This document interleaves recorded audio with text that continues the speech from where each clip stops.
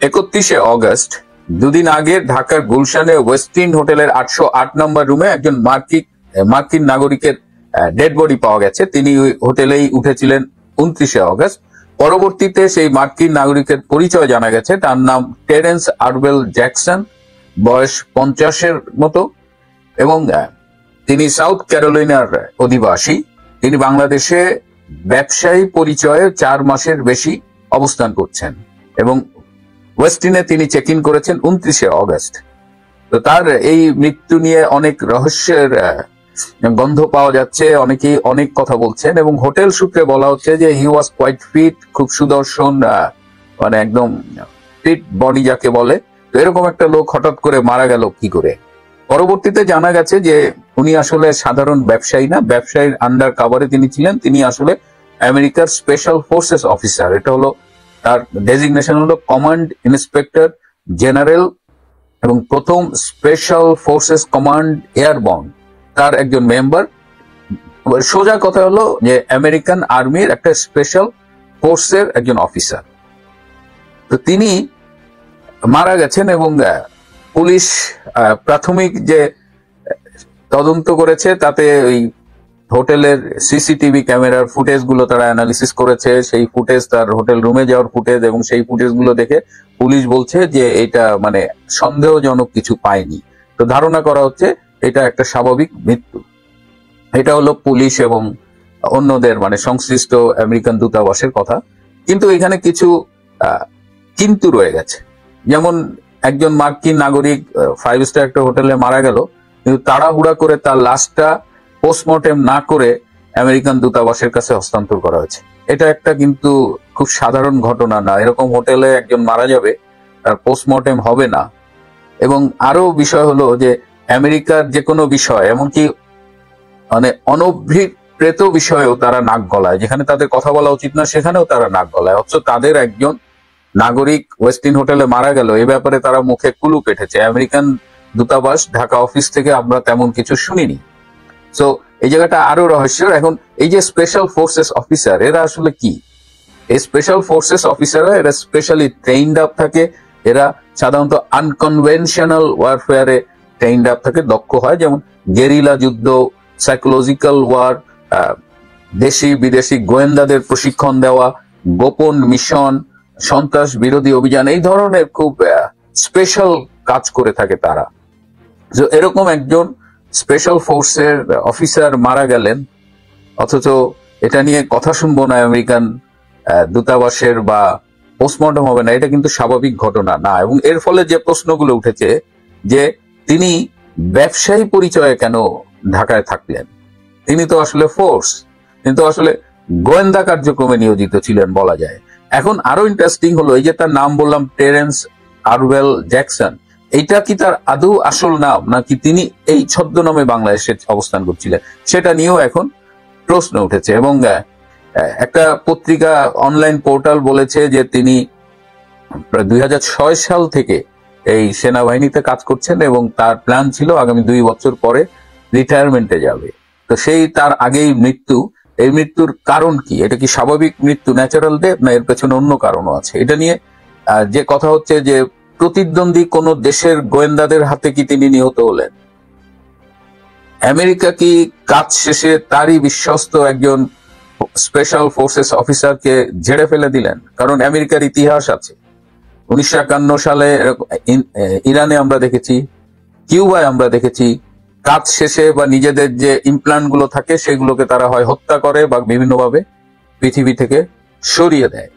So এই আরবেল জ্যাকসনের ঘটনাটা কি এটা আমরা জানবো না, যেহেতু ডক্টর ইউনূস নিজেই একজন আমেরিকার দালাল এবং বাংলাদেশটাকে আমেরিকার হাতে তুলে দিয়েছে, সুতরাং তাদের পক্ষ থেকেও কোনো কথা নাই। কিন্তু সামাজিক যোগাযোগ মাধ্যমে আরো কথা হচ্ছে। এখন আরো প্রশ্ন হলো যে বাংলাদেশে এই মুহূর্তে এইরকম এই জ্যাকসনের মতো আরো কত স্পেশাল অফিসাররা বাংলাদেশে কাজ করছে। বাংলাদেশে তাদের আসলে কি কাজ? তারা কি বাংলাদেশে গোয়েন্দাদের প্রশিক্ষণ দিচ্ছে? যেমন শোনা যাচ্ছে এই আরবেল জ্যাকসন এই রোহিঙ্গা এবং ওই রেলিভেন্ট জঙ্গিদের প্রশিক্ষণ কাজে নিয়োজিত ছিলেন। তিনি বিচ্ছিন্নতাবাদী এবং এই জঙ্গিদের প্রশিক্ষণ দিচ্ছিলেন on behalf of American army. বাংলাদেশে আর এই মুহূর্তে কতজন আর্মি অফিসার মানে আমেরিকান আর্মির সোলজার আছেন, কতজন স্পেশাল ফোর্সেস সোলজার আছেন? বলা হচ্ছে যে গত বছরের জুলাই থেকেই এরা বাংলাদেশে অপারেট করছেন এবং প্রতিটা বিভাগীয় শহরে কমপক্ষে 4 জন করে তারা ছিলেন, তাদের অনেকে চলে গেছেন, অনেকে এখনো আছেন। আবার একটা সূত্র বলছে বাংলাদেশে সহস্রাধিক আমেরিকান সৈন্য বিভিন্ন ক্যান্টনমেন্টে অবস্থান করছেন। সাধারণত আমেরিকার সিআইএ এই ধরনের স্পেশাল ফোর্সের বিভিন্ন দেশে ডিপ্লয় করে থাকেন। এদিকে সব বিষয়ে কথা বললেও আমাদের ঢাকায় বর্তমানে যে মার্কিন চার্জ অ্যাফেয়ার্স আছেন ভারপ্রাপ্ত রাষ্ট্রদূত ট্রেসি অ্যান জ্যাকবসন, তিনি কিন্তু এই বিষয়টা নিয়ে কোনো কথা বলছেন না। আমরা আশা করি যে মার্কিন দূতাবাস ঢাকা অফিস থেকে এই ব্যাপারে একটা স্টেটমেন্ট, তারা প্রেস রিলিজ জারি করবে। গতকাল অবশ্য ট্রেসি নির্বাচন কমিশনারের অফিসে গিয়েছিলেন এবং সেখানে তিনি প্রধান নির্বাচন কমিশনারের সাথে একান্ত বৈঠক করেন। একান্ত বলছে এই কারণে যে আমাদের নির্বাচন কমিশনের পক্ষ থেকে শুধুমাত্র প্রধান নির্বাচন কমিশনারই ছিলেন, আর কেউ ছিলেন না। এবং এই বৈঠকের পরে ট্রেসি সাংবাদিকদের সাথে কথা বলেছেন এবং সেখানে তিনি বলেছেন তার দেশ একটা অবাধ ও সুষ্ঠু নির্বাচন চায়, তার দেশ একটা ইনক্লুসিভ বা অন্তর্ভুক্তিমূলক নির্বাচন চায় কিনা সে ব্যাপারে তিনি কিন্তু বলেন নাই। এবং শোনা যায় যে এই যে আওয়ামী লীগকে নিষিদ্ধ করা, এই আরো যে আসছে জাতীয় পার্টিকে নিষিদ্ধ করা, এইসব বুদ্ধিদাতাদের সাথে বা এইগুলো যারা ডিসিশন নেয় সেই ডিসিশনের সাথে আমেরিকারও একটা সম্পর্ক আছে বলে শোনা যায়। কারণ অধিকাংশ দেশই যখন বলছে একটা ইনক্লুসিভ নির্বাচন, তখন ট্রেসি ইনক্লুসিভ শব্দটা উচ্চারণ করেনি, এটা সচেতন ভাবেই সে করেনি। আবার বলেছে বাংলাদেশের কোনো রাজনৈতিক দলের প্রতি তাদের পক্ষপাত নেই। আপনি মেইন প্লেয়ারদের একটা অংশকে বাইরে পাঠিয়ে দিলেন মাঠের, তারপরে যারা থাকলো ওরা তো অটোমেটিক একটা অংশ, পার্সিয়াল। তারপরে বলছেন যে আপনাদের কোনো দলের প্রতি পক্ষপাত নেই। এই কথাটি কি আসলেই বিশ্বাসযোগ্য? যদি পক্ষপাত না থেকে থাকে তাহলে ট্রেসি অ্যান্ড জ্যাকবসন মধ্য জুলাইয়ে কেন লন্ডনে গিয়ে তারেক রহমানের সাথে একান্তে এবং গোপন বৈঠক করলেন? এই বৈঠকের খবর কিন্তু খুবই গোপন ছিল, এটা অনেক পরে এটা ফ্ল্যাশ হয়েছে।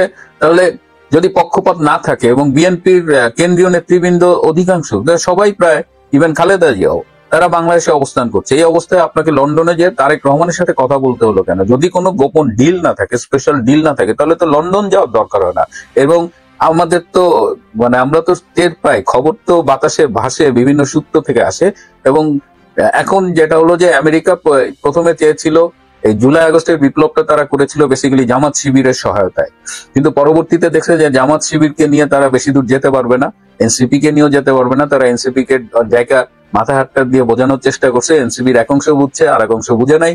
জামাতও এখন প্রচন্ড ক্ষুব্ধ, সেই বিষয়টা নিয়ে পরে কথা বলবো। কিন্তু আমেরিকা এখন বিএনপির সাথে মানে জোট বাঁধছে যে তারা বিএনপি কে ক্ষমতায় আনবে, এবং বিএনপি কে ক্ষমতায় আনলে বাংলাদেশে ইউনূস যা যা মার্কিন ইন্টারেস্টে যা যা করছে, এই বন্দর দেওয়া, করিডোর দেওয়া, তারপরে দেশে এই যে গোয়েন্দা কার্যক্রম চলতেছে, দেশে এখন মার্কিন সেনাদের অবাধ বিচরণ, এই সব কিছুই মানে বিএনপি কন্টিনিউ করবে, এই ধরনের একটা আন্ডারস্ট্যান্ডিং হয়েছে। নইলে ট্রেসি তো জানার কথা যে তারেক রহমান একটা সময়ে তাকে আমেরিকার ভিসা পর্যন্ত দেওয়া হয় নাই। আমেরিকায় ঢাকা অফিস থেকে তারেক রহমান সম্পর্কে যেসব তার বার্তা আমেরিকায় গেছে সেখানে কোনোটাই তারেক রহমানকে ভালো বলা হয় নাই, বরং তারেক রহমানের সাথে জঙ্গি সংশ্লিষ্টতা, সন্ত্রাসের সাথে তার সম্পর্ক, এইগুলো ঢাকা অফিস থেকে আমেরিকায় রিপোর্ট গেছে। তো ট্রেসি তো এগুলো জানার কথা, এগুলো জানার পরেও ট্রেসি কেন লন্ডন গিয়েছেন? সুতরাং ট্রেসি যে কথাটা বলেছেন এটা বিশ্বাসযোগ্য নয়, এবং বাংলাদেশের রাজনীতিতে আমেরিকা কি করতে চাচ্ছে, কিভাবে নাক গলাচ্ছে ট্রেসির দেশ, এটা খুব ওপেন সিক্রেট। তিনি যেটা বলেছেন সেটা আমি জানি না বাংলাদেশের মানুষকে সবাই খুব বোধহয় মনে করে কিনা।